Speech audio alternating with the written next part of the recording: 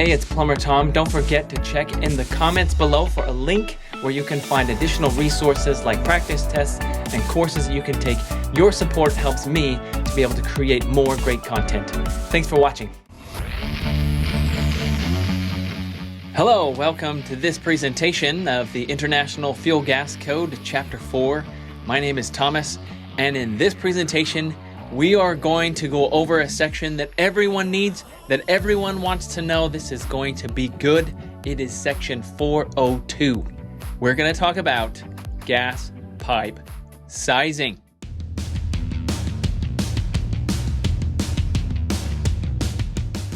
Yeah, and in this presentation, I'm going to talk about gas pipe sizing, as well as go through an example step by step of how you size gas pipe.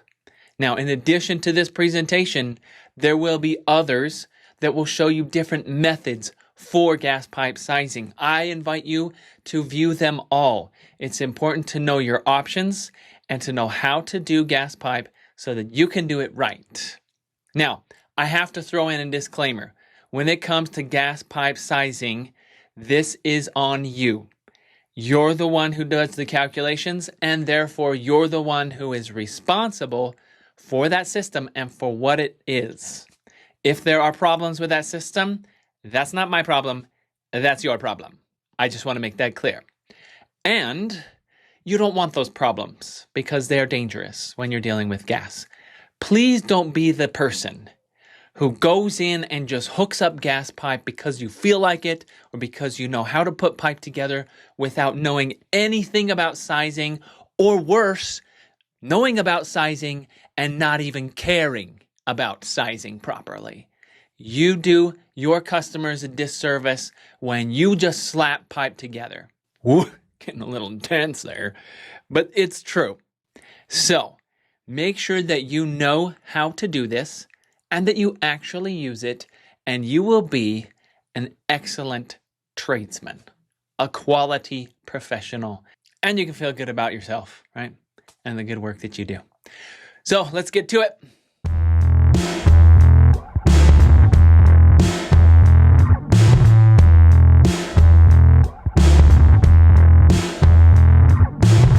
All right, let's see, 402. If you've looked through here on 402, what you're going to find is that there are a few paragraphs explaining it and about 40 pages of tables that are specifically used for gas pipe sizing. We'll get to that, but let's talk a little bit about gas pipe sizing first, and then we'll get into the how-tos. 402.1 says that you have to provide sufficient amounts of gas for the maximum demand of the appliances and not less than the minimum supply pressure. Let's examine that for a minute. For as many appliances are connected, we have to be able to meet all of them as if they are all running at the maximum at the same time. That's the requirement. We saw that earlier in chapter 4. Now, each appliance is going to have a minimum amount of gas that it has to have in order to function. And that's the other half of this. When we size this, we want to make sure that all of them will have the very basic need met when it's time for fire. Now, the International Fuel Gas Code commentary book says inadequate supply pressure can result in hazardous appliance operation or malfunction. Let me just pause and show you. This is the code commentary. It's a little bit thicker than just the code book, but it has pictures and it has explanations. If you want even more detail about how to size gas pipe, make sure to get this version of the book. The only disadvantage with the code commentary is that you usually can't take these into a state test, so be aware of that. But it does have pictures, and I love pictures, and that's how I became somewhat knowledgeable about code. I have the commentary books, yeah. 402.2 talks about maximum gas demand. Once again, it says that we have to supply the sum maximum input for all of the appliances served. So we see here in this illustration, 2 furnaces, 3 water heaters. We need to make sure that they all have enough to do their job. This section also states that we have to assume that all appliances could operate at full capacity simultaneously. I've made that point. They could all be running at the same time. So let's just make sure that they can do that with enough gas supply. 402.2 also mentions that gas systems must be adjusted for altitude above 2,000 feet.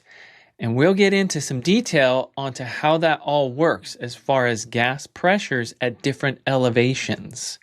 But if you get into a higher elevation, there is a difference in the amount of gas that can be supplied and burned. Before we get too far, though, into sizing, let's make sure we're very clear on some fundamental terms when it comes to gas systems. First of all, BTU. If you're not familiar with this, this stands for British Thermal Unit. It is the quantity of heat required to raise the temperature of 1 pound of water 1 degree Fahrenheit. And this is coming from the Fuel Gas Code Chapter 2 definitions. It's a measurement of energy. So again, you have a pound of water, you're going to heat it up for every degree that it goes up in temperature, you've expended 1 BTU. Now, another important term that you'll need to understand is CFH. This is on all of the gas pipe tables. This stands for cubic feet per hour. That means if you were to take a box that's 1 foot by 1 foot by 1 foot and fill it with natural gas or propane, this is a volume measurement of that gas. And that's what we're going to use to be sizing. Now, when we say cubic feet per hour, then we're looking at how many of those cubic feet are we going to burn in 1 hour? Because it's going to keep flowing. How many times can we fill up this 1 foot cubic box with the amount that we're going to use on this appliance? So this gives us, again, an important measurement.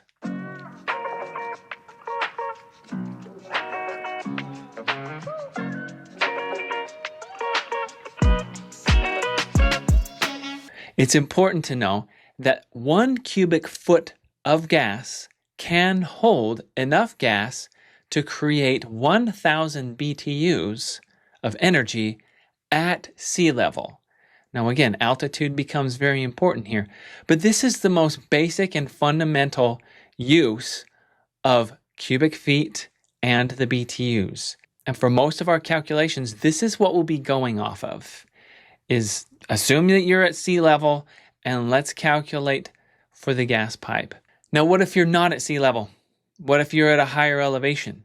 The reality is that same cubic foot, when you put that gas into it at a higher elevation, will not produce 1,000 BTUs. It will produce less. And that is because the atmospheric pressure is lower and therefore the gas is less dense. You're just not going to be able to get the same amount of usable, burnable gas into that 1 foot cubic space at a higher elevation. It's not possible. Here's an illustration of the difference in atmospheric pressure depending on where you're at. You can see the air molecules down at sea level are going to be pressed and they're closer together, and that affects the gas that we use as well. When you get higher, atmospheric pressure is lower, and that affects the gas that you can burn as well. And so we derate. We make a change in our calculations. I will not be going over that in this presentation, but there is another presentation that if you're at a higher elevation, you definitely need to see how that works. Make sure that you watch that. So let's go to the most basic and fundamental calculations here. Let's say we have an appliance that is at sea level and the maximum BTUs per hour is 120,000 BTUs. So that means like I look at the appliance, it says right on the side on the label, here is the maximum amount that this could burn in 1 hour, and it's 120. So we have to be able to supply that, right? Then if we look at the cubic feet of natural gas, if I have 1 cubic foot at sea level, again, it can do 1,000 BTUs, and we can divide those to get our cubic feet per hour. So if I take 120,000 BTUs per hour and divide that by 1,000 BTUs per cubic foot, what I come out with is 120 cubic feet per hour. That CFH is what I need on my sizing tables. Here's a quick observation, a hint. When you're dealing with sizing at sea level, It's pretty easy. Just take off the 3 zeros. You're going to have your max BTUs in the thousands. So take off the thousands, and that's going to give you your cubic feet per hour. That simplifies things a lot if you're dealing with sizing at sea level. But once again, if you're not, we'll go through that duration process so that you can be accurate. You don't want to undersize your system. All right, have a look at 402.3. They give us 3 different methods for sizing gas pipe. One is the pipe sizing tables, 2 is listed manufacturer's instructions for sizing, and 3 are engineering methods. 402.4 mentions the sizing tables and the equation, and it shows those. Now that's where we follow with 40 pages or so of sizing tables, on and on and on. And we'll talk about the difference between those tables, but that's one method that can be used. The other method mentioned was the engineering method. This gets really technical on the math. Check it out. In your book, you're going to see equations like this. Look at that thing. Man, I went into the trades because I didn't want to deal with this kind of stuff, right? Check out this one, equation 4-2. Same sort of thing. We're talking about a really intense equation that is going to be very accurate at sizing. The sizing has variables listed. You could go and figure all of these things out. It's not impossible, pretty complicated. There's a table in there that's going to help you to figure out all of the factors in that equation. But ultimately, I'm going to suggest we just stick with the pipe sizing tables. Now, here's the difference. If you go with the engineering methods, again, it could be very accurate. But it might be so accurate that it says your pipe size should be 0.8 inches in diameter. And then it's like, well, what's a 0.8 inch diameter pipe? That doesn't exist. So you round up, right? I'm going to have to get a 1 inch pipe anyway. And for that reason, even though engineering methods are very accurate, you're going to save a lot of time if we just go with pipe sizing tables. And that's what we're going to focus on. How to size using tables, because it works. If anything, it's going to be slightly oversized, and that's better, that's safer. And that's what most of us are going to do. There are a few notes, things that you need to understand about these tables before we jump into it. First of all, there are tables specific to CSST and to most types of pipe that you can use. So when you're piping with CSST, don't use the steel Schedule 40 tables. It's not the same sizing. Make sure you're sizing off of CSST tables. Okay, tables are for one specific type of pipe. So if you have a system that has steel pipe and CSST connected to that, you're going to need to size those sections differently. And we'll talk about that when we get to branch method. Tables are for one specific pressure. There are lots of tables, and you'll see the difference between those. Maybe there's 10 tables that are for steel pipe, but they have different pressures. And finally, we'll also be looking at the hybrid pressure method, where you have to size different sections of the system separately if there are different pressures involved. Okay, that brings us to the most useful, the most reliable, and probably the simplest of all pipe sizing methods in 402.4.1, which is the longest length method. The size on this is determined by using the longest length of the pipe from the point of delivery to the most remote outlet. So we just look at what's the distance from the meter to the appliance that's farthest away. That distance is going to be what we use. This really simplifies things. Here's a diagram that we're going to size from. This is a basic residential system. And if you look at this illustration, you'll notice we have the meter up at the top in the left. And then we have a number of appliances connected to that, including a furnace, a tankless water heater, a wall heater, and a range. The range is the furthest distance from the meter, and therefore we are going to pay close attention to the distance between those and use that as our longest length to size out on these tables. All right, now let me give you a basic step-by-step on how to use the longest length method.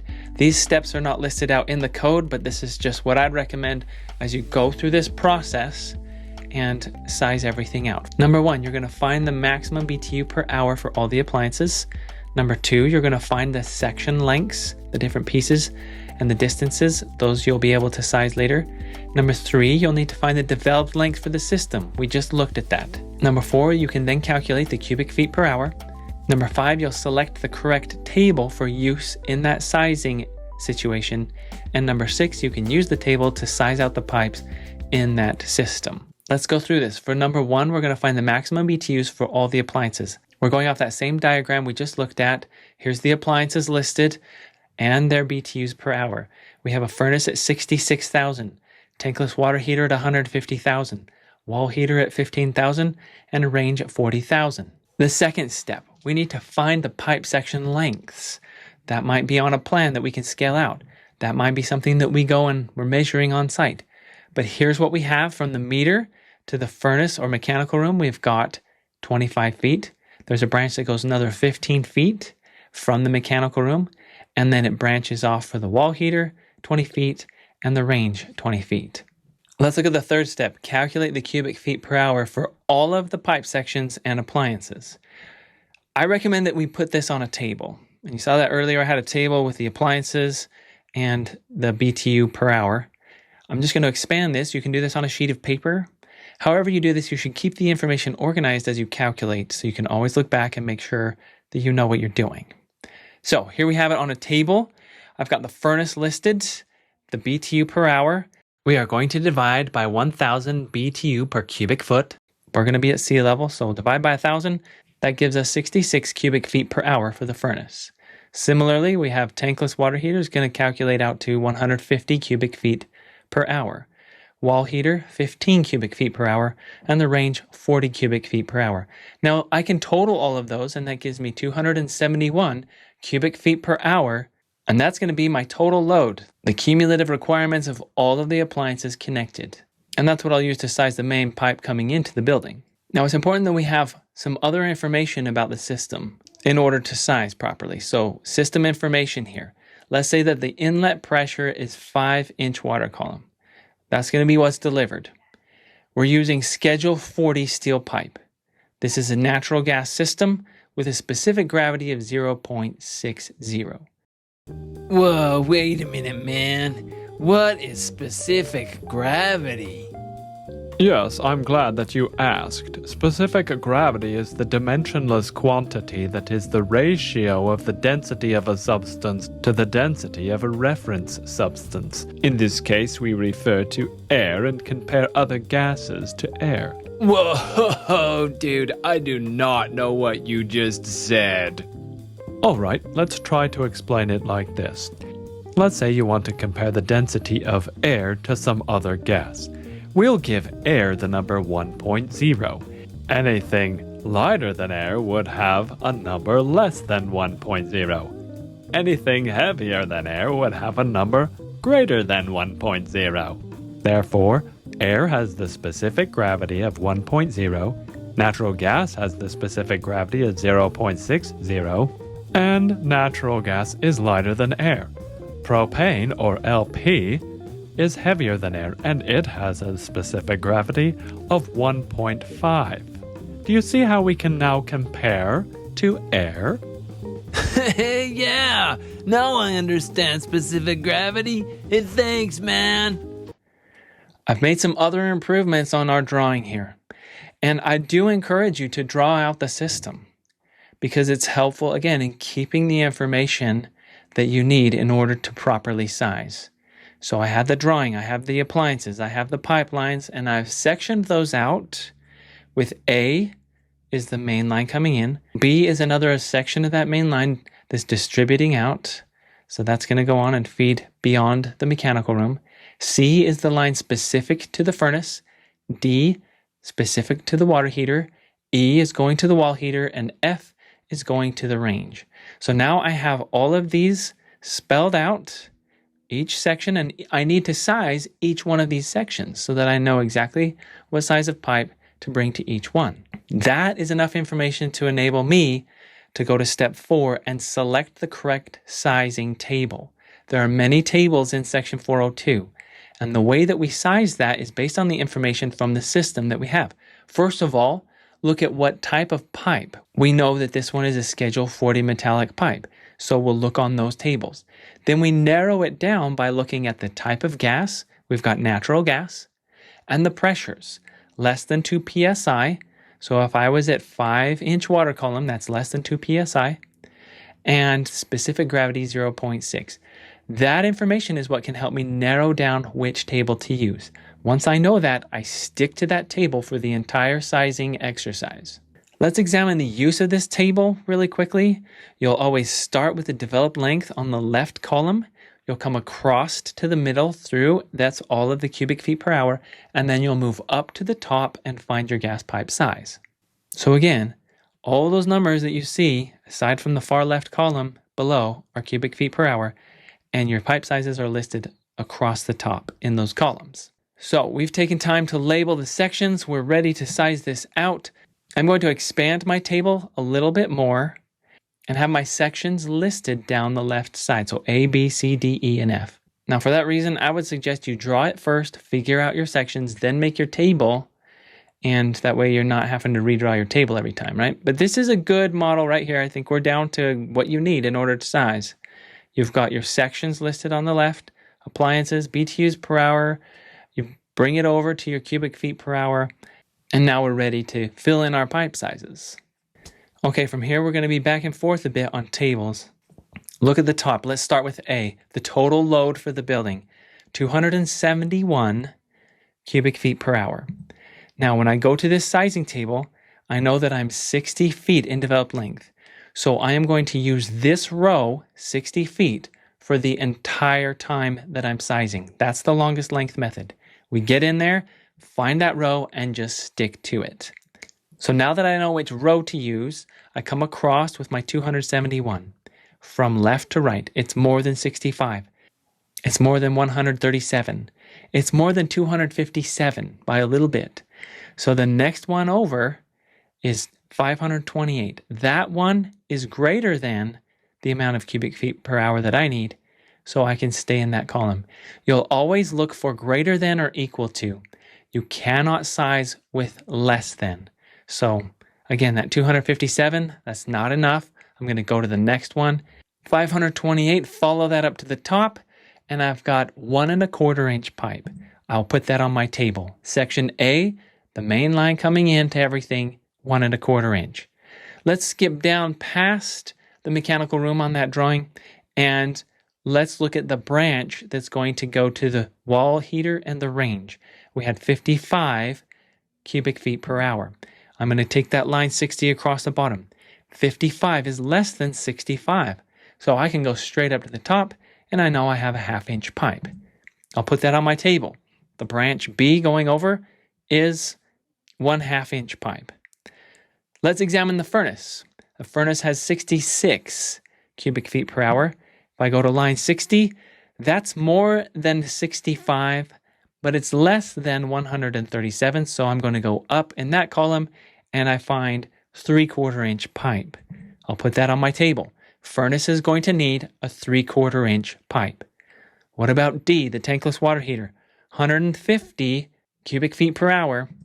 Following that across, that's more than 65. That's more than 137. It's less than 257, so I can stay in this column, go to the top, and I've got a 1 inch pipe. I'll put that on my table. Tankless water heater is going to receive a 1 inch pipe all the way to the unit. All right, wall heater, 15. Taking that one across, I'm on my bottom line, 60 feet developed length. That's less than 65. Coming up to the top of that column, I've got 1/2 inch pipe, kind of to be expected. And the range, 40 cubic feet per hour. Same thing. I go to that line 60, come over, that's less than 65 cubic feet per hour. Come up to the top, and I have 1/2 inch pipe. Put that on my table, and look at this. I have a completed table, a full system. I know the pipe sizes for every section and for every branch in that system. I could put that on my drawing, right? A is 1 1/4, B was 1/2 inch, C is 3/4, D is 1 inch, E was 1/2 inch, and F is 1/2 inch. Now I have it sorted out. Now I'm ready to get to work. And by the way, now I can look at this and create a parts list, right? I can look here and go, okay, I'm going to need 1 1/4 inch 90s. I'm going to need some 1 1/4 inch pipe, 1 1/4 by 3/4 T, and so on, right? I can go figure this whole thing out. Now, another important use for this, for the sake of the customer, for the sake of the owner of the building, you should leave either this table fully filled out somewhere where they can have it, say it's with their owner's manual by the furnace or with water heater or whatever, or leave them the drawing, the same thing with all the sizes and BTUs. You want to leave a record of your calculations. So if there's any questions, or later if they want to make changes to the system, they have a really good starting point. They understand exactly what the calculations were, and they can move forward from there. That is a wonderful thing that you can do as someone who sizes, calculates, and installs these systems. All right, we've sized out using the longest length method. 402.4.2 gives us the branch length method. I have another presentation where I will demonstrate that, so make sure to watch it. Same thing with 402.4.3. It gives us the hybrid pressure method. This is where you'll have a higher pressure coming in, you reduce that down, and you have pipe going beyond that to the appliances. When there's different pressures, you have to size those separately. So I have another presentation where we're going to look specifically at the hybrid pressure method. Let's finish off 402. I'm just going to explain the last sections that are in here, and then you're welcome to go check out the other sizing video presentations. 402.5 says non-corrugated stainless steel tubing has to be sized according to certain tables here. You'll want to follow that if you're using it. 402.6 talks about the allowable pressure drop. I feel like this is important, so I'm going to just read it straight to you. Pay close attention. Ready? The design pressure loss in a piping system from the point of delivery to the inlet connection of all appliances served shall be such that the supply pressure at each appliance inlet is greater than or equal to the minimum pressure required at the appliance. Did you follow me? What this means is your appliance has a minimum pressure to function, and as that system's going along, it will have a pressure loss. Loss due to friction, loss due to movement through valves and fittings. So if there's any pressure loss, that has to be accounted for, and you'll see that on the tables where it'll say pressure drop of a certain inch water column as it's moving. Well, that also has to be factored in. And again, we have to supply the amount needed for the minimum function on that appliance. 402.7, maximum operating pressure. It says the most that you can put inside of a building is 5 psi. You don't want super high pressure systems moving through buildings. Leaks are not safe, increasingly dangerous if we're dealing with high pressures. So 5 psi at the most, unless we are dealing with a system that meets one of these requirements. They have an exception. If it's welded pipe joints or press connect joint fittings, which is an interesting point because that's relatively new, but very strong and reliable. They're willing to say you can have a higher pressure system with a press connect fitting. Welded flange joints, pipe and ventilated chase enclosure. That means that whole pipe, higher pressure than 5, is entirely enclosed in a chase where that air cannot get out or the gas cannot get into the building. Number 5, if we're dealing with industrial, research, warehouse, or mechanical rooms, those may be places where a high pressure would be allowed. Number 6, temporary installation for construction. Maybe we just need a higher pressure to meet demands during construction, then we're getting this out of here. That's okay. Number 7, agricultural purposes. Yeah, we do all kinds of different things when it comes to the agricultural side, right? We just rig it up and make it happen out on the farm. And finally, number 8, LP systems. Sometimes propane systems are going to be higher than that, and that's something to deal with. So that's the list of exceptions where you might have higher pressure inside the building. Frankly, if you can avoid that, it's probably better, right? 402.7.1 talks about operation below -5 degrees Fahrenheit. If we're dealing with really cold temperatures, then we could end up with some problems with that gas condensing and even going into liquid, especially if we're dealing with LP. So specific to LP systems, it says that system has to be designed to accommodate liquid LP. Maybe we have to have a system that actually moves liquid into the building and then turns into a gas before it comes to the appliances. Or a system that's going to prevent the LP gas vapor from condensing into a liquid. Basically, we just have to know that LP especially can condense into a liquid at super low temperatures, and we have to be ready for that because you can't be dumping liquid petroleum into an appliance. Ain't gonna work too good. All right, so we've gone over section 402, and the explanation paragraphs in that section. I've taken you through one example step by step of basic gas pipe sizing. But once again, there are other methods that we will look at. Make sure to check out the other presentations. I will show you a commercial building with a larger system, and we'll size that out with the longest length method. I also have the branch length method and hybrid pressure methods. Look, what I'm saying is, if you want to know this stuff, then we're gonna need to spend some more time on it. And let me point this out. Gas pipe sizing, of all the things that you could study in the International Fuel Gas Code, is almost guaranteed to be on any state test that is out there. If a state is gonna hand you a license and they're gonna say, yeah, we're gonna give you license to go work in someone's house or on some building and install gas systems, they wanna know that you're savvy. They wanna know you get this, that you're competent, and that you're not gonna cause dangerous situations. So what I'm saying is, this will be on state tests. Pay close attention to this, and you'll do fine. All right, join me in the next presentations. I'll see you there.